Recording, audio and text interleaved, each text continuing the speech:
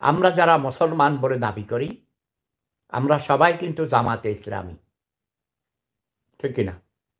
বাংলাদেশে যদি শতকরা ৯০ ভাগ মুসলমান থাকেন, প্রতিটি মুসলমানই জামাতে ইসলামের সদস্য।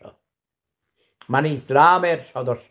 আমরা সবাই জামাতে ইসলামী। আমি অনেক আগেই জামাতে ইসলামীকে বলেছিলাম, যেহেতু তাদের দলে অনেকগুলো কমিটেড প্রমিসিং ওয়ার্কার্স আছে, যারা তাদের দলের আদর্শের প্রতি আস্থাশীল এবং প্রতিশ্রুতিবদ্ধ। প্রমিসিং। তারা আল্লাহর আইন বাস্তবায়ন করতে চায়, রাষ্ট্রের মধ্যে সুশাসন প্রতিষ্ঠা করতে চায়। সুশাসন প্রতিষ্ঠা করার জন্যে সৎ মানুষের দরকার হয়। যদিও জামাতে ইসলামী ১৯৭১ সালে মহান স্বাধীনতা যুদ্ধের বিরোধিতা করেছিল, সেটাও তাদের দলের আদর্শের, তাদের রাজনীতির আদর্শগত দিক ছিল। তারা ইসলামী শাসন, আল্লাহর আইন, কোরআনের আইন বাস্তবায়ন করতে চায়। এটাকে আমি অপরাধ মনে করি না। এটা তার বিশ্বাস। আমি যদি সমাজতন্ত্র, বৈজ্ঞানিক সমাজতন্ত্র প্রতিষ্ঠা করতে চাই, আমি যদি কমিউনিজম বা সাম্যবাদ প্রতিষ্ঠা করতে চাই, এটা আমার আদর্শ, এটা আমার বিশ্বাস, এটা আমার পলিটিক্যাল ম্যানিফেস্টো। ভিন্ন মত থাকতে পারে, উদ্দেশ্য এক, গন্তব্যস্থল এক, পথ ভিন্ন। তারাও দেশের এবং দেশের মানুষের উন্নতি চায়, দেশের মানুষের সার্বিক মঙ্গল চায়। কিন্তু তাদের পথের সাথে আমার পথের হয়তো অমিল আছে। অমিল থাকবে বলে আমি তাদের ধ্বংস করে দিতে পারি না। তারা তাদের মতো কাজ করবে। কিন্তু এই কথা আমি তাদের বলেছি। তাদের জামাতে ইসলামের অনেক বড় বড় আমিরদের সাথেও আমার কথা হতো দেশে থাকার সময়ে। মাঝে মধ্যে এখনো হয়। চাঁদপুরের আপনারা জানেন। মডেলটা দুনিয়ায় এখন বাস্তবে নেই। আছে মোহাম্মদুর রাসূলুল্লাহ সাল্লাল্লাহু আলাইহি ওয়াসাল্লামের মডেলটাই বাস্তবে আছে। ডক্টর রহমান, সেটা হচ্ছে মদিনায়। জি ডক্টর রহমান, আমি একটু শেষ করি। জি জি প্লিজ। মদিনা কেন্দ্রিক যে শাসন ব্যবস্থা ছিল, সেই শাসন ব্যবস্থায় সকল দল ধর্মের মানুষের নিরাপত্তা সকল দিক থেকে, তার জানের মালের ইজ্জতের নিরাপত্তা নিশ্চিত হয়েছিল। তা আমরা সেই মডেলটাকেই মনে করি উপকারী মডেল। ওকে, ডক্টর রহমান, আপনার কাছে কি মনে হয় না যে আপনি আপনি মানে মদিনার পরে এটি আর কোনো দেশে কার্যকর হয়েছে, কোনো একটি মডেল হয়েছে, সেরকম কি আপনার কোনো কিছু একটা মনে হয় যে এইটা আমরা উদাহরণ হিসেবে নিতে পারি কোনো আরব বিশ্বে, কোনো মুসলিম বিশ্বে, কোনো মুসলিম? দেখেন, দুইজন মানুষ যেমন হুবহু সমান হয় না, ঠিক দুইটা সভ্যতা হুবহু সমান আমি পাবো না। হয় হচ্ছে উন্নত হবে, না হয় একটু অবনত হবে। রাইট। তো পরবর্তী পর্যায়ে আমরা যদি উসমানিয়া সভ্যতার কথাটা ধরি, সেটা দুনিয়ার বহু জায়গায় বিস্তৃত ছিল এবং এটা 1 বছর 2 বছর, 1 দশক 2 দশক না, বরঞ্চ শতকের পর শতক ছিল। সেখানে মুসলমানরা সংখ্যালঘিষ্ঠ ছিল, বিভিন্ন দেশ যেগুলা শাসন করেছে। এখনো তার স্মৃতি পাথরগুলা রয়ে গেছে দুনিয়ার বিভিন্ন জায়গায়। তো তারা সেদিন যে নৈতিকতার বলে শাসন করেছিলেন, মানুষকে সুশাসন উপহার দিয়েছিলেন, এই জন্য মানুষও তাদেরকে এইভাবে মেনে নিয়েছিল। শুধুমাত্র তলোয়ার আর বন্দুকের জুড়ে কিন্তু তাদের এই বিস্তৃতি ঘটেনি, ঘটেছিল তাদের গুণাবলীর কারণ। এবং সেই গুণাবলী তারা কোরআন সুন্নাহর গুণাবলী ধারণ করেছেন বলেই বিশ্বকে তারা শান্তির দিকে নিয়ে যেতে পেরেছিলেন এবং মানুষও তাদেরকে আনন্দ চিত্তে মেনে নিয়েছিল। কিন্তু যুগের ব্যবধানে সেখানে যখন কোনো পরিবর্তন বা বিকৃতি আসলো, তখনই মানুষও ক্ষতিগ্রস্ত হলো, এই শাসন ব্যবস্থাও ক্ষতিগ্রস্ত হলো। কোরআন সুন্নাহর গুণাবলীর কথা আপনি বলছিলেন, কিন্তু আমরা কিন্তু বাংলাদেশে দেখতে পাই আপনারাই একমাত্র ইসলামিক দল নন, আরও অনেক ইসলামিক আদর্শের প্রতিষ্ঠান রয়েছে, দল রয়েছে, মতবাদ রয়েছে, তাদের কেউ কেউ সাথে আপনাদের বিরোধ রয়েছে। আমরা কি করে বুঝবো যে জামাতে ইসলামী প্রকৃত কোরআন বা রসুলের দেওয়া শরীয়তের অনুসারী? সেটা আমরা কিভাবে নিশ্চিত হব? কারণ এরকম অনেকে আছে যারা খালেদ মহিউদ্দিন, আপনি দেখেন যে আপনার ঘরে কিন্তু জি বলেন। আপনার পরিবারে আপনি একমাত্র সদস্য নন। রাইট। আমি আশা করছি যে সেখানে আপনার মিসেস আছেন, আপনার ছেলেমেয়েরা আছে। এই 4জন 5জন যারা আছে তাদের মত কিন্তু সব ব্যাপারে যে এক হয়ে যায় বিষয়টা এমন না, কিন্তু তারপরে পরিবার কিন্তু চলে, পরিবার কিন্তু ভেঙে যায় না। মতের ভিন্নতা থাকবে, এটাও একটা সৌন্দর্য। এবং ভিন্নতা যখন থাকে তখন অনেক কিছু ডাইভার্সিটি চিন্তা করার সুযোগ থাকে। আমাদের মধ্যেও সেই রকম ভিন্নতা আছে, এটা সকল ধর্মেই আছে, এই ভিন্নতা সকল ধর্মে আছে। আচ্ছা, এটাকে বড় কোনো ম্যাটার হিসাবে আমরা দেখি না। তবে যারা ট্রুলি মানে ইসলামের ফলোয়ার, তারা এক কোরআন মানেন, এক আল্লাহ মানেন, এক রসুল মানেন, এই 3 জায়গায় তাদের কোনো মানে দ্বিমত নাই। সুতরাং মতের মূল জায়গাটা ঠিক আছে, বাকি জায়গাগুলা খুঁটিনাটি একটু এদিক সেদিক হতেই পারে, এটা কোনো বড় ব্যাপার না। আচ্ছা, আমরা যদি এই প্রশ্নটা এইভাবে এখন আনি যে 5 আগস্টের পরে সংখ্যালঘু সম্প্রদায় আক্রান্ত হয়েছে, পরে মাদ্রাসার ছাত্রদের মন্দির পাহারা দিতে হয়েছে, সম্প্রতি আবার মাজার ভাঙার ঘটনা হচ্ছে, সম্প্রতি বলতে 1-2 সপ্তাহের মধ্যে মাজার ভাঙার ঘটনা ঘটেছে, দরবার আক্রমণ করা হচ্ছে তৌহিদি জনতার কথা বলে। এই তৌহিদি জনতার বিষয়ে জামায়াতের অবস্থান আসলে কি? দরবার, পীর, ওরস, মাহফিল, সুফিবাদ জামাতের একজন নেতা বা কর্মী ব্যক্তিগতভাবে এসব চর্চায় থাকতে পারে কিনা, অংশ নিতে পারবে কিনা? আমাদের দৃষ্টিভঙ্গি পরিষ্কার, এবং আমাদের দৃষ্টিভঙ্গি এটা নিজস্ব না, এটা কোরআনের দেওয়া দৃষ্টিভঙ্গি। সেটা হচ্ছে লা ইকরাহা ফিদ-দীন, দিনের ব্যাপারে কোনো বাড়াবাড়ি চলবে না। এখন কোনো মানুষের উপরে কারো আদর্শ চিন্তাধারা চাপায় দেওয়ার কোনো অবকাশ নেই। মানুষের মনোজগতে যখন পরিবর্তন আসবে, মানুষ যখন নির্দিষ্ট কোনো আদর্শকে ধারণ করবে, তখনই সেই আদর্শ কেবল বিজয় লাভ করতে পারে। এটি তার নৈতিক বিজয়, এটি তার প্রশাসনিক বিজয়, এবং এটি তার রাজনৈতিক বিজয়। তা আমরা এই ধরনের কার্যকলাপের কখনো সমর্থক নই, এবং আমরা সমর্থন করব না। আর যেটা বলেছেন যে মসজিদ আক্রান্ত হওয়ার পরে পাহারা, না, এই কথাটা ঠিক না ভাই। প্রথম 3 দিন কিন্তু বাংলাদেশে কোনো সরকার ছিল না। তা আমি মাঝে মাঝে বলতাম যে এখন প্রকৃত জনগণের সরকার চলতেছে। আমরা কিন্তু দ্বিতীয় দিন সকালবেলা থেকে সকল মন্দির পাহারা দেওয়া শুরু। মন্দির ঠিক, শুধু মন্দির পাহারা দিচ্ছেন আপনার, সেটি আমরা দেখছি, কিন্তু মাজার আক্রমণ সম্পর্কে বা মাজার ভেঙে ফেলা, তারপরে হচ্ছে দরবার আক্রমণ করা, সেগুলি সম্পর্কে পীর, ওরস, মাহফিল, সেগুলি না, আমরা এগুলা জোর করে কোনো কিছু প্রয়োগ করা, এটা আমরা পছন্দ করি না, এবং কারোই কোনো ব্যাপারে আইন হাতে তুলে নেওয়াকে আমরা সমর্থন করি না। জনাব শফিকুর রহমান, আপনি কি জানেন যে আপনি কি জানেন কিছু মাজার, দরবার এগুলিকে আক্রমণ করা হয়েছে? আমরা এগুলা জানি না এমন না, আমরা জানি, কিন্তু জামাত ইসলামী তার অবস্থান জানায় না, এগুলার প্রতিবাদও করি যখন যেটা আমরা উপযুক্ত মনে করি। জামাত ইসলামী কি আমরা এগুলা কখনো সমর্থন করি নাই, কখনো সমর্থন করব না। সমর্থন না করলেও আপনারা প্রতিবাদ কি করেছেন?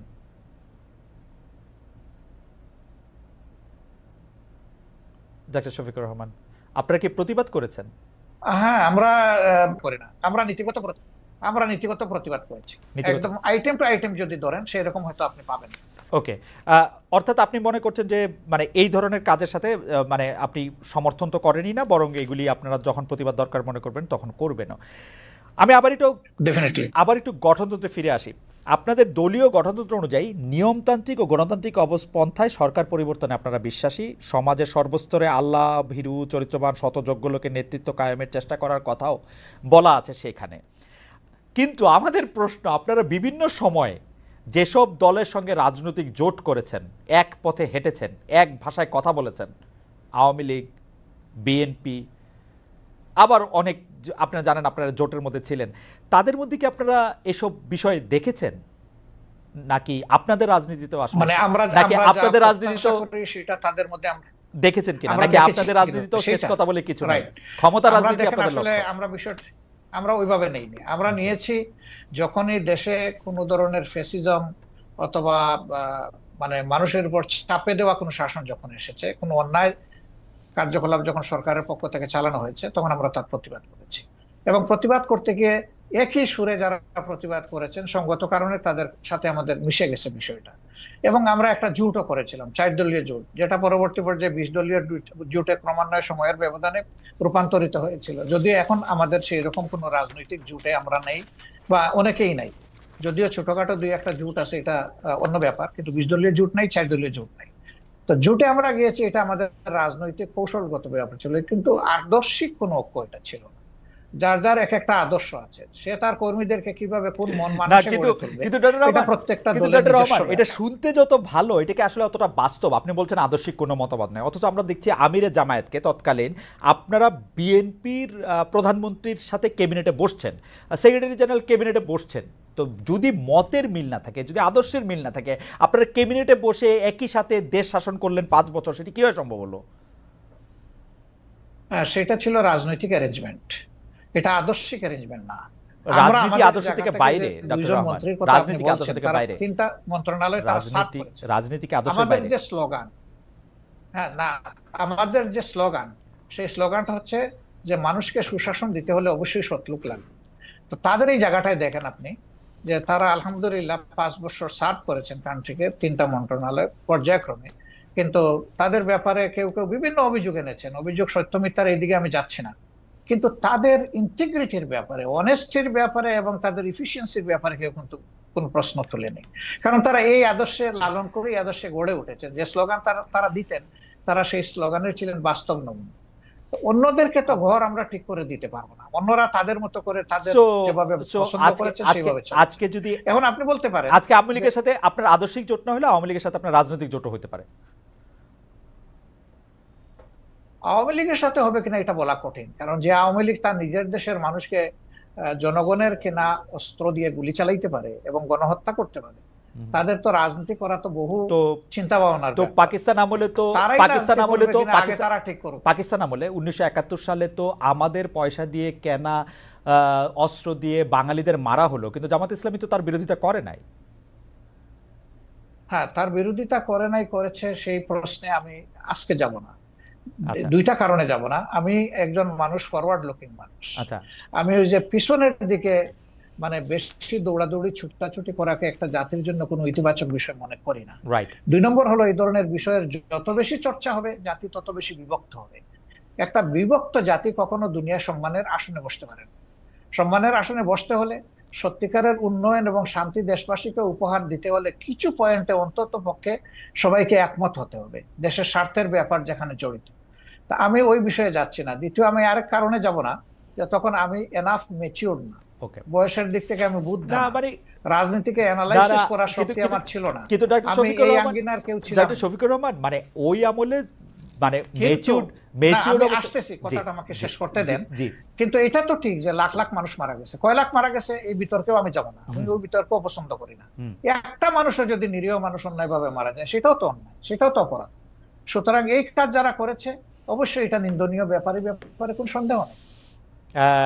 ডক্টর শফিকুর রহমান, এতে আমারও কোনো সন্দেহ নেই, কিন্তু শুধু আমি এটা বলছিলাম যে আমাদের যদি কোনো একটা বিষয় বিশ্লেষণ করার জন্য ওই সময়ের ব্যাপারে যদি যথেষ্ট মানে মানে ওই উপস্থিতিটা না থাকে, আপনি এটা থেকে বলতেই পারেন যে আপনি আসলে ওই ব্যাপারে বলতে চান না। কিন্তু দল হিসাবে জামায়াতে ইসলামের নিশ্চয়ই একটি অবস্থান পরিষ্কার করার ব্যাপার রয়েছে, সেটি আপনি আরেকদিন বলছেন, সেটা আমরা আরেকদিন শুনবো। সেটি আমরা একটু জোটের রাজনীতি প্রসঙ্গে আসি। আমরা একটু বিএনপির সাথে জামায়াতে ইসলামীর দূরত্ব, একটা জোট তো ছিল, সেই জোটের থেকে যে বিএনপির সাথে যে দূরত্বটা বাড়লো, এইটার কারণ কি বলে আপনি আসলে মনে করেন? মানে মানে মানে আপনি কি মনে করেন যে বিএনপির সাথে কেন? আপনি বলতে পারেন জোট নেই, কিন্তু দেশের স্বার্থে আমরা কিন্তু দূরত্বে নাই। আমাদের মূল জায়গাগুলোতে আমাদের কোনো দ্বিমত নাই, কিন্তু যেহেতু দল 2টা পৃথক এবং আমাদের এখন কোনো জোট বিদ্যমান নাই, সেই কারণে যার যার অবস্থান থেকে যে যেটা সঠিক মনে করতেছেন বক্তব্যটা সেভাবেই রাখবেন, এটাই নেচারে। এবং একজন দেশের আপনি সচেতন নাগরিক হিসাবে রাজনীতি যদি বাদও দেন, আপনার চোখের সামনে যদি কোনো ভালো কাজ হয়, তাকে আপনার অ্যাপ্রিসিয়েট করা দরকার। আবার কেউ যদি কোনো মন্দ কাজ করে, তাকে সংশোধনেরও আপনার চেষ্টা করা দরকার। তো দেশের স্বার্থে যদি আমি কথা বলি এবং আমাকে যদি কেউ ক্রিটিসাইজ করে, আমি এটাকে ওয়েলকাম, কারণ ক্রিটিসিজম না হলে পারফেকশন আসে না। আর মানুষ কেউ ভুলের ঊর্ধ্বে না, আমরা ভুল করতেই পারি, ব্যক্তিগতভাবেও করতে পারি, আবার সামষ্টিকভাবে দলগতভাবে আমরা ভুল যদি কেউ ধরিয়ে দেয়, সেই তো আমার প্রকৃত বন্ধু। আর যারা সমালোচনা করে তাদেরকে আমি বন্ধু হিসাবে নিই, কিন্তু আমার ভুল দেখেও যারা নীরব থাকে, আমি তাদেরকে বন্ধু মনে করি। ওকে, ডক্টর শফিকুর রহমান, আমরা কিন্তু দেখতে পাচ্ছি যে এই সরকারের মেয়াদ বা নির্বাচন প্রশ্নে আপনি মনে করছেন বা আপনার দল মনে করছেন যে এই সরকারকে একটু যৌক্তিক সময় দেওয়া প্রয়োজন। বিএনপি মনে করছেন যে ইলেকশনের ঘোষণা বা ইলেকশনের একটা রোডম্যাপ যে সরকার ঘোষণা করছে না সেটি একটি ঠিক কাজ নয়। তো এই ক্ষেত্রে কি আপনাদের মধ্যে বিএনপির সাথে কোনো আলাপ আলোচনা হচ্ছে? আপনারা কি একটি জায়গায় আসতে পারবেন নাকি আপনাদের অবস্থান এরকমই থেকে যাবে? অর্থাৎ বিএনপি এই মুহূর্তে নির্বাচন চায়, জামায়াত চায় সংস্কার করে নির্বাচন হোক।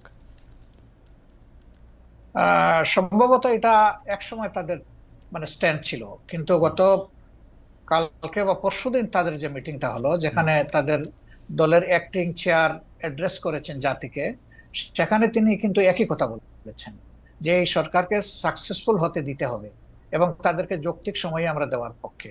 এখন যৌক্তিক সময়ের বাইরে কিন্তু এখন আর কেউ স্পেসিফিক কোনো কথা বলছেন না, কাজে এই জায়গায় আমাদের একটা ঐক্য হয়ে গেছে। এখন প্রশ্ন দাঁড়াতে পারে যে এই যৌক্তিক সময়টা কতটুকু। তা আমরা দুটো রোডম্যাপের চিন্তা করছি। একটা রোডম্যাপ হবে সংস্কারের রোডম্যাপ, আর একটা হবে নির্বাচনের রোড। আগে হবে সংস্কারের রোডম্যাপটা, তারপরে হবে সংস্কারের নির্বাচনের রোড। তো সংস্কারেরটাই আমরা এখন সরকারের কাছে চাইবো যে কতদিন টাইমলাইনটা কি হবে। বিভিন্ন তারা তো সবকিছু সংস্কার করতে পারবেন না, বেসিক জিনিসগুলো সংস্কার করে যাতে একটা তারা neutral, fair and credible election যা থেকে তারা উপহার দিতে পারেন, সেটার জন্যই তাদেরকে আমরা সর্বাত্মক সহযোগিতা করতে চাই। এই সময়টা নাতি দীর্ঘ হওয়া উচিত, তারা এটা বুঝবেন কতটুকু, জাতীয় বুঝবে কতটুকু। ঠিক টাইমটা মাত্র 1.5 মাস যায়নি তো এখনো, এই 23 তারিখ 1.5 মাস হবে। আমরা একটু অবজার্ভ করছি, একটু সময় নিচ্ছি। ওকে, নির্বাচন সংস্কারের প্রসঙ্গটা আমরা একটু পরে আসি, বা আপনি যখন বলবেন তখন বলতেই পারেন। সংবিধান সংস্কারের প্রসঙ্গে আমি আপনার কাছে জানতে চাইতে পারি যে আপনাদের গঠনতন্ত্র পড়ে আমি যতটুকু বুঝেছি বা আপনাদের কথা শুনে আমি যতটুকু বুঝেছি যে আপনারা আসলে কোরআন এবং রসুলের বাণী ছাড়া অন্য কোনোভাবে অন্য কোনো কিছুই আপনারা মানে আপনাদেরকে পড়লে আরেকটু পরিষ্কার হবে যে, আবারও বলি, কেবল আল্লাহ তাআলার বিধানকেই একমাত্র হিদায়াত হিসেবে মানিয়ে নেওয়া, আল্লাহ তাআলার দেওয়া শরীয়তের বিপরীতে যাবতীয় নিয়ম নীতি পন্থা পদ্ধতিকে প্রত্যাখ্যান করা। এখনকার যে গণতান্ত্রিক সিস্টেম, সংবিধানের সিস্টেম, সেটা তো অনেকটা ওয়েস্টার্ন ডেমোক্রেসি বা যেটাকে আমরা বলি যে ওয়েস্টমিনিস্টার ডেমোক্রেসি, সেইটার আদলে অনেকখানি করা। তো সেইটা কি আপনাদের সাথে সাংঘর্ষিক না? আপনারা যদি এটা পরিবর্তন করেন আপনাদের মতের সাথে আর কি। না, মোটেই না। এটা যদি আপনি পরিবর্তন করেন তাহলে কি আপনাদের মতো করে সংবিধান পরিবর্তন হবে না কি? না, আমি আগেই বলেছি যে প্রত্যেকটা দলের এক একটা আদর্শ থাকবে, এটা খুবই স্বাভাবিক। একটা পলিটিক্যাল আইডিওলজি তার থাকবে, সবার আছে। সংবিধানটা কেমন হবে? যে যারটা ভেন্টিলেট করবে। Democracy itself not a ism, এটা একটা প্রসেস। আপনি ইজমে যাবেন, মানুষের কাছে আপনার প্রোডাক্ট আপনি ফ্লোট করবেন, আপনার বক্তব্য আপনি তুলে ধরবেন, আপনার আদর্শ আপনি তুলে ধরবেন। বেশিরভাগ জনগণ যখন আপনার আদর্শকে সাপোর্ট করবে, তখন স্বাভাবিক কারণেই বুঝতে হবে যে এই দেশের মানুষ এটাই চাচ্ছে, যে আদর্শটাই চান। ওকে, আমার আদর্শ যতদিন পর্যন্ত বেশিরভাগ মানুষ সাপোর্ট করবে না, আমাকে ধৈর্য ধরেই সেই পথে থাকতে হবে। ইসলামের ডেমোক্রেসির জায়গাটা কেমন? মানে ইসলাম কি, আপনি মদিনার কথা বলছিলেন, আমাদের রসুল সাল্লাল্লাহু আলাইহি ওয়াসাল্লাম বা তার পরে যেসব খলিফা অন্তত 4 জন 5 জন যেভাবে নির্বাচিত হয়েছিলেন বা যেভাবে ইয়েতে বসছিলেন, সেটি কি গণতান্ত্রিক উপায়ে নির্বাচিত হয়েছিলেন তারা? অবশ্যই, অবশ্যই। তারা তখন যারা মানে সমাজে মতামত দেওয়ার মতো সেই পর্যায়ের লোক ছিলেন, তাদের সকলকে নিয়ে তারা বসেছেন মসজিদে নববীতে অথবা অন্য কোনো জায়গায় বসে, তাদের অধিকাংশের মতের ভিত্তিতেই অ্যাপয়েন্টমেন্ট গুলো হয়েছে। আপনি তাই মনে করছেন? তাই মনে করছেন, এটাই ফ্যাক্ট, এটাই হিস্ট্রি। তারপরে যখন আব্বাসীয় উমাইয়া বা ওসমানিয়ারা বিউটিটা দেখেন আমাদের দেশে। জি না, সেটা তো আমি খেলাফতে নিচ্ছি না, আমি খেলাফতের যুগটা বলতেছি। এরপরে ধরেন যখন হলো, এই খলিফা যখন কেউ হয়ে গেলেন, তিনি কিন্তু অ্যাবাব অল ইন অল হইতে পারলেন না। এই ধরনের বহু ঘটনা আছে, আমি এখন কথা লম্বা হবে সেই উদাহরণ আমি দিচ্ছি না, বহু ঘটনা। মানুষ সেখানে হাইলি ডেমোক্রেটিক রাইট এক্সারসাইজ করেছে, আলহামদুলিল্লাহ। আচ্ছা, এটা যদি আমি বাংলাদেশের ক্ষেত্রে এইটাকে একটু বলি যে আপনাদের গঠনতন্ত্রে ইসলাম প্রচার, ইসলামের দাওয়াত, ব্যক্তি জীবনে ইসলাম চর্চার বিষয়টি নিয়ে বারবার বলা হয়েছে। এক্ষেত্রে বাংলাদেশের অমুসলিম নাগরিকদের জন্য বা যারা ইসলাম বিশ্বাস করবে না তাদের জন্য জামাত ইসলামী রাজনীতি করার সুযোগটা আপনি কেমন দেখেন? আদৌ কোনো সুযোগ আছে কিনা? আমি পড়ছিলাম গঠনতন্ত্র, সেখানে আমি দেখতে পাচ্ছিলাম যে তারা সকল কিছু মেনে নিলে বড়জোর সহযোগী সদস্য হতে পারবেন। এটা বাংলাদেশের সংবিধানের সাথে সাংঘর্ষিক হবে না? বাংলাদেশের সংবিধান বলছে সবার জন্য অধিকার সমান হবে, কিন্তু আপনারা বলছেন যে মানে তারা আসলে একটা নির্দিষ্ট পর্যায় পর্যন্ত শুধু যেতে পারবে। এইটাকে আপনি একটু সাংঘর্ষিক মনে করেন? এটা আপনার একটা ভাইটাল কোয়েশ্চেন, অবশ্যই গুরুত্বপূর্ণ প্রশ্ন। দেখেন, আমরা তো কাউকে ইম্পোজ করব না, আমাদের আদর্শটা গ্রহণ করতে এবং দলে আসতে আমরা ইম্পোজ করব না, কিন্তু দলের দরজা তাদের জন্য বন্ধ করা যাবে। আমরা দরজা খোলা রেখেছি। প্রয়োজনে গঠনতন্ত্র তো আল্লাহর কোরআন না, কোরআনের আলোকে রচিত। কোরআন পরিবর্তন করা যায় না, কিন্তু গঠনতন্ত্র পরিবর্তন করা যায়। আমাদের গঠনতন্ত্রের দেখেন যে 22-23তম সংস্করণ পর্যন্ত হয়তো আছে, আপনি পাবেন। রাইট। তার মানে কি? তার মানে হলো আগের যে জিনিসটা আমরা মনে করেছি পরিবর্তন করা দরকার, মূলনীতি ঠিক রেখে যুগের চাহিদাকে অ্যাড্রেস করা দরকার, সেটা আমরা করেছি। হবে, সবগুলাই হবে, অ্যাকোমোডেশন হবে, কোনো সমস্যা হবে না ইনশাআল্লাহ। এই এই প্রসঙ্গের প্রশ্নটা করে ফেলি যে আমরা আপনাদের গঠনতন্ত্রে যেরকম পড়তে পারছি যে 33 ভাগ 2020 সালের মধ্যে নারী সদস্য সম্পৃক্ত হওয়ার কথা, সেটা হয়েছে কিনা, নারী নেতৃত্বের দিক বিবেচনা করলে নারীরা জামায়াতের কোন পদ পর্যন্ত যেতে পারবেন, এটি 1 নম্বর প্রশ্ন। 2 নম্বর প্রশ্ন হচ্ছে জামাতের গঠনতন্ত্রে একটা বড় পরিবর্তন এসেছিল কিন্তু আসলে নির্বাচন কমিশনের নির্দেশে, আপনারা তখন এটা খুব খুশি মনে পরিবর্তন করেছেন, সেটা না কিন্তু এটা করেছেন। এই প্রসঙ্গে আপনি একটু কি বলবেন? দুটি প্রশ্ন। আসলে আমরা যেটাই করি আমরা ডেমোক্রেটিক ওয়েতে করি, আলাপ আলোচনা করেই করেছি, আমরা একমত হয়ে করেছি।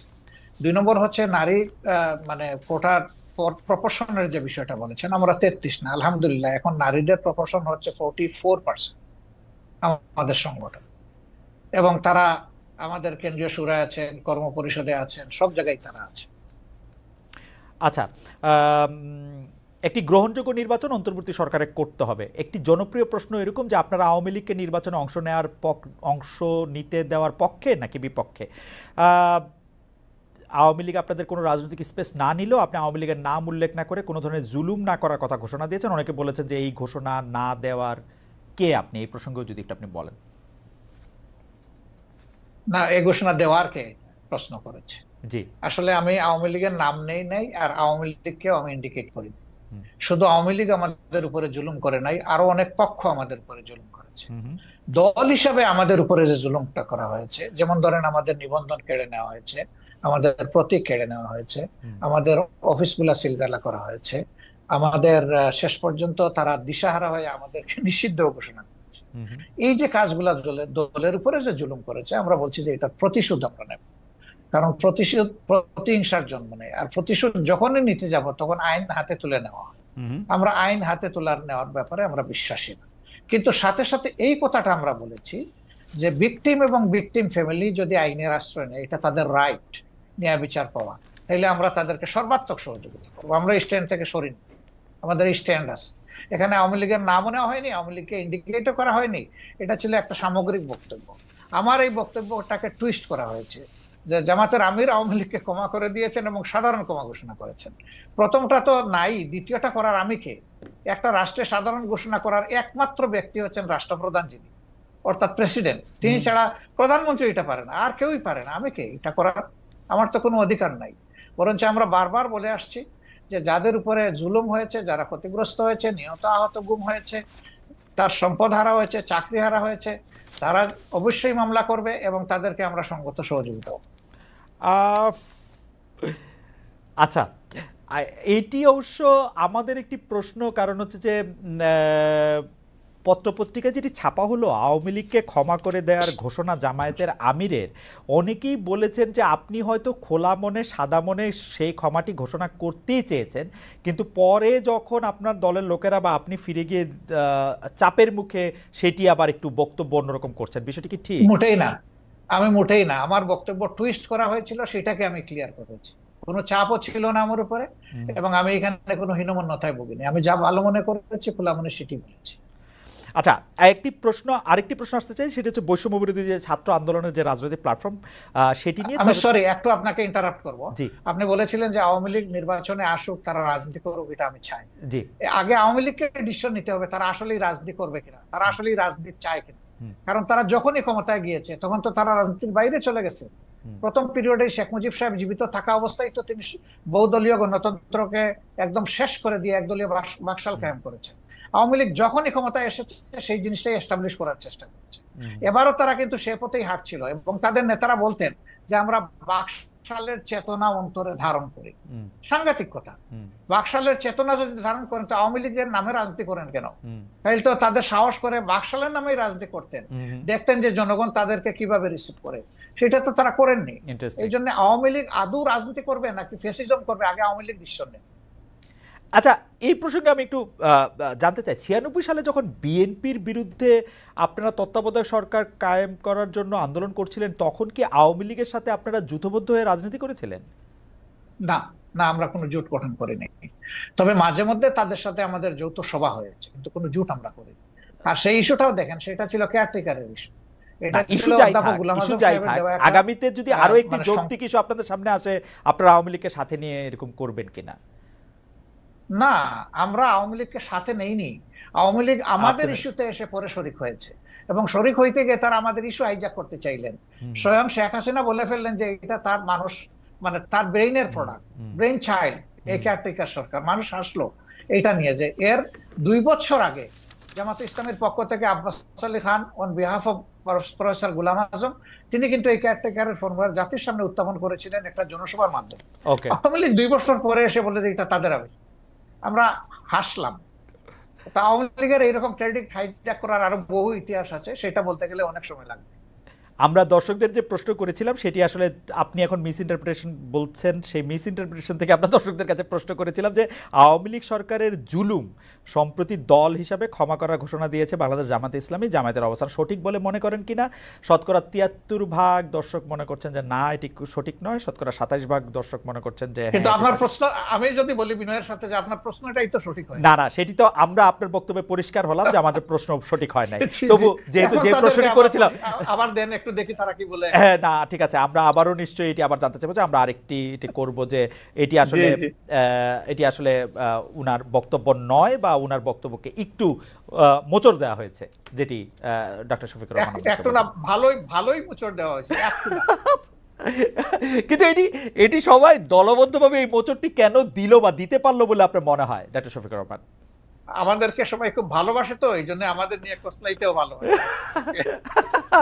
আপনাদের সবাইকে ভালোবাসে, কসলাইতেও ভালোবাসে। আচ্ছা, এটি একটু জানতে চাইবো যে আপনার কাছে যে বৈষম্য বিরোধী ছাত্র আন্দোলন রাজনৈতিক প্ল্যাটফর্ম জাতীয় নাগরিক কমিটি গঠন করেছে। আপনি জানেন যে সমন্বয়কেরা জেলায় জেলায় মত বিনিময় সভা করছেন, তারা রাজনৈতিক দল প্রতিষ্ঠার দিকেই যাচ্ছেন বলে মনে হচ্ছে। বিএনপি এর মধ্যে বিষয়টি স্পষ্ট করেছে যে তারা এটি ভালোভাবে দেখছে না।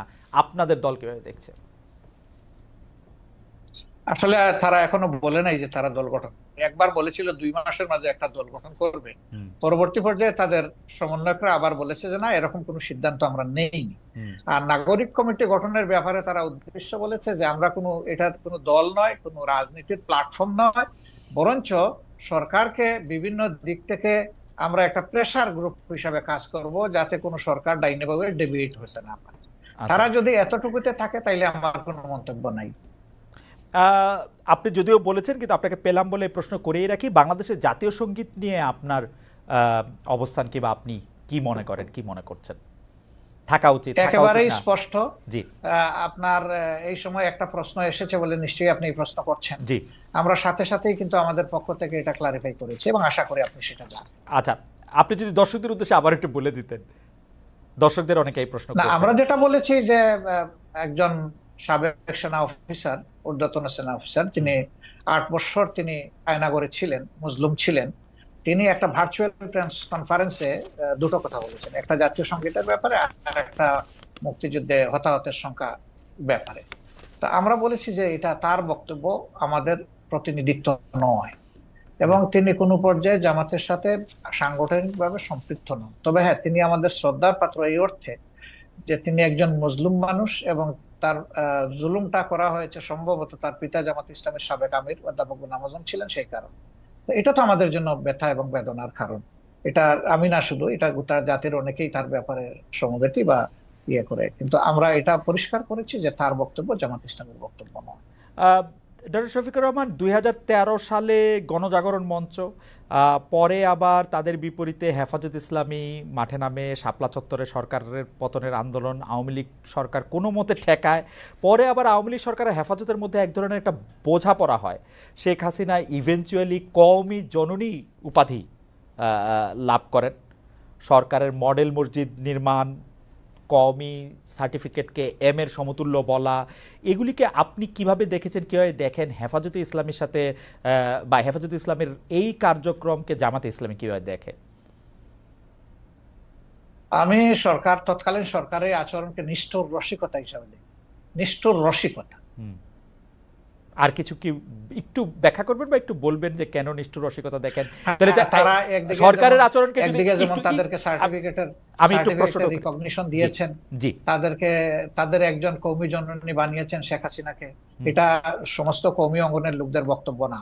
এবং যে মিটিং এ এই সরওয়ার্দী উদ্যানে এটা করা হয়েছে, সেখানে কিন্তু দেশের খ্যাতনামা প্রবীণ আলিমরা বলতে গেলে জানি নাই। তারা বহু চেষ্টা করা হয়েছে, চাপ দেওয়া হয়েছে, তারা সেখানে অংশগ্রহণ করেন নাই। সেটা যারা করেছেন অতি উচ্ছ্বাসে অথবা ব্যক্তিগত কোনো স্বার্থ হাসিলের জন্য এই সমস্ত কাণ্ড কারখানা করেছেন। এটার সাথে আসলে কওমি অঙ্গনের কোনো সম্পর্ক তেমন ছিলই না। 2 নম্বর হচ্ছে, আপনি দেখেন যে তাদেরকে 22 সালের একটা ঘটনার পরে যেভাবে হাজার হাজার আলেমকে জেলে নেওয়া হলো এবং অত্যন্ত নিষ্ঠুর আচরণ তাদের সাথে করা হলো, বছরের পর বছর রাখা হলো, প্রবীণ আলিমদেরকে তাদের পায়ে বেড়ি পরানো হলো, হাতে হ্যান্ডকাপ লাগানো হলো, কোর্টে টানা হেঁচড়া করে এইভাবে এক জেল থেকে আরেক জেলে এই অবস্থায় নেওয়া হলো। এটাকে কি বলবো? আপনি কি বলবেন? আমি কি বলবো? এটাকে নিষ্ঠুর রসিকতা না? হেফাজতে ইসলামীকে আপনি কি বলবেন? দাওয়াত দিয়ে হেফাজতে ইসলামীকে আপনি কি বলবেন? কওমি সার্টিফিকেটকে প্রচন্ড তারা চাপের মুখে ছিলেন। তারা যে সার্টিফিকেটটা পেয়েছেন এটা তো কোনো দয়ার দান নয়। তারা ওই দেশের মানুষ, তাদের একটা শিক্ষা ব্যবস্থা আছে, তারাও মানুষ গড়ার কারিগর। আপনারা যখন তাদের মানে মাদ্রাসাগুলো মানুষকে ভালো মানুষ উপহার দিচ্ছে, আপনারা যখন তারা মেইন স্ট্রিমে থাকবে না কেন? আপনারা যখন রাষ্ট্রীয় ক্ষমতা ছিলেন তখন দেন নাই কেন? তখন এই দাবিটা ছিল এবং অনেকটা ম্যাচিউরড পর্যায়ে ছিল। এই সরকার 15.5 বছর সময় নিয়েছে, যেভাবেই হোক। আমাদের সরকারটা তো মাত্র 5 বছরের জন্য ছিল। এটা সময় পেলে অবশ্যই তাদের এই দাবি পূরণ হবে। আচ্ছা, বামধারার রাজনীতিবিদরা ইন্টারেস্টিং বা বুদ্ধিজীবীরা অনেক সময় ডক্টর ইউনূসকে এনজিও বিদেশি মডেলের বাংলাদেশে এটি করতে চায়, এটি অনেক সময় বলে থাকেন। আবার ধর্মভিত্তিক অনেক রাজনৈতিক দল ওয়াজের সময় ক্ষুদ্র ঋণ জড়িয়ে ডক্টর ইউনূসের সমালোচনা করে থাকেন। শেখ হাসিনার মতো এরকম প্রায়, আমি যেটাকে বলি যে প্রায় অভব্য অশ্লীল ভাষায় সুদখোর বা এরকম না বললেও ওয়াজের সময় এগুলি নিয়ে অনেক কথাবার্তা বলে থাকে। জামায়াতে ইসলামী আসলে ক্ষুদ্র ঋণ, তারপরে হচ্ছে যে এইরকম একটি ব্যাংক ব্যবস্থা বা এনজিওর কাজকর্মকে কিভাবে দেখে, কিরকম করে দেখে? আচ্ছা দেখেন, উনি কি শুধু সুদী ব্যবস্থা ব্যাংক পরিচালনা করেন? বাংলাদেশে আর কোনো ব্যাংক নাই এরকম? না, এটা তো ডক্টর শফিকুর রহমান, আপনি তো অসাধারণ বিতর্কে, এটা তো সোফিস্টদের মতো হলো, প্রশ্নের বিপক্ষে প্রশ্ন। লোকরা, জি, সেই ব্যাংকে যারা সার্ভিস হোল্ডার এবং যারা ডিরেক্টর, তারা যদি মেইন স্ট্রিম রাজনীতি করার অধিকার রাখেন, ইউনূস সাহেবের সমস্যাটা কোথায়? আমি তো সমস্যার কথা বলছি না, আমি বলছি জামায়াতে ইসলামীর অবস্থানটা কি। আমার কোনো সমস্যা নাই, আমি তো আমার সবচেয়ে পছন্দের লোক ডক্টর মোহাম্মদ ইউনূস। আমরা আসলে যে কোনো ধরনের ফতোয়াবাজির পক্ষে আমরা না। হ্যাঁ, মানুষ ভুল করবে, আপনি তার পজিটিভ ক্রিটিসিজম করেন, তাকে সংশোধন করার চেষ্টা করেন, তাকে ভালোভাবে বলেন, আপনি যে ফিলিংসটা আপনি ক্যারি করেন সেই ফিলিংসটা তাকে পার্সু করেন। কিন্তু তাই বলে আপনি তির্যক ভাষায় তাকে কিছু বলবেন, এটা তো আসলে মানায় না। আচ্ছা, সাবেক প্রধানমন্ত্রী শেখ হাসিনা এখন ভারতে রয়েছেন। আমি বারবার বলি, আমি পার্সোনালি মনে করি বাংলাদেশে যত দুর্বৃত্তপনা রয়েছে সব কিছুর জন্যই আসলে শেখ হাসিনার সাজা হতে পারে, শাস্তি হতে পারে, বিচার হতে পারে।